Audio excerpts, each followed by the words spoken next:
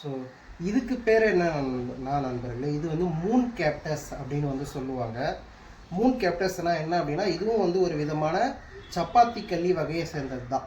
நம்ம ஊரில் வந்து இது சப்பாத்தி கல்லி அண்டு வந்து பார்த்திங்கன்னா வயலில் வைக்கக்கூடிய வேலிக்காத்தான் அப்படின்னா நிறைய பேர்கள் வந்து இதுக்கு இருக்குது. ஸோ இது வந்து ஃபாரின்லேருந்து இம்போர்ட் பண்ணி கொண்டு வந்திருக்காங்க. ஆனால் வந்து இப்போ இது நம்ம ஊர்லேயுமே வந்து ரொம்ப அதிகமாக வந்து வளர ஆரம்பிச்சிருச்சு.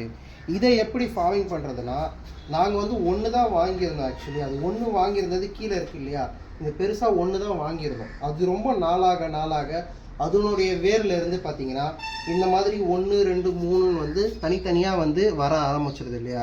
அந்த தனித்தனியாக வர்றதை வந்து எடுத்து நம்ம வந்து இந்த மாதிரி ஒரு தொட்டியில் வச்சுட்டோம் அப்படின்னா, ஸோ இந்த மாதிரி தொட்டியில் வச்சிட்டோம் பார்த்தீங்களா, வச்ச உடனே அது வேர் பிடிச்சி நல்லா வந்து பெருசாக அழகாக வந்து வளர ஆரம்பிச்சிடும். அப்புறம் அதுலேருந்து வந்து பார்த்திங்கன்னா இந்த மாதிரி ஒரு மொட்டும் வந்து அழகாக ஒரு பூ பூக்கும் நண்பர்களே. அந்த பூ பார்க்குறதுக்கே ரொம்ப அழகாக இருக்கும். இப்போ தான் வந்து இதுலேருந்து அந்த பூ வந்து மொட்டு வந்து விட ஆரம்பிச்சிருக்கு. மேக்ஸிமம் வந்து இன்னும் 5லேருந்து இல்லை 6 நாட்களில் அந்த பூ வந்து பூத்துரும். பூத்த உடனே நான் அது எப்படி இருக்கும் அப்படின்னு சொல்லி உங்களுக்கு காட்டுறேன்.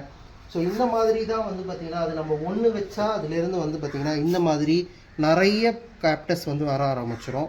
ஸோ அதுலேருந்து நம்ம ஒன்று ஒன்றா தனித்தனியாக எடுத்து இந்த மாதிரி ஒரு தொட்டியில் வச்சுட்டோம் அப்படின்னா, இப்போ இது வந்து தனியாக எடுத்து வச்சுருக்கோம் நாங்கள்.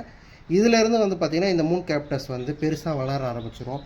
அதை சுற்றி வந்து அழகாக வந்து வந்துடும். ஸோ இதெல்லாம் வந்து பார்த்திங்கன்னா 250 300 வரைக்கும் ஒரு கார்டன்லேயும் வந்து சேல் பண்ணுறாங்க. ஆனால் நாங்கள் வந்து இதை சேல்லாம் வந்து பண்ணுறது கிடையாது.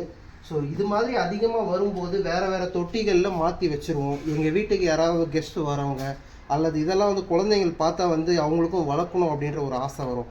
ஆனால் இது ரொம்ப ஒரு முள், ஷார்ப்பான முள் இதில் இருக்கும். அதிகமாக இதை வந்து தொடக்கூடாது. பட் இதை வந்து ஒரு அழகுக்காக வைக்கலாம்.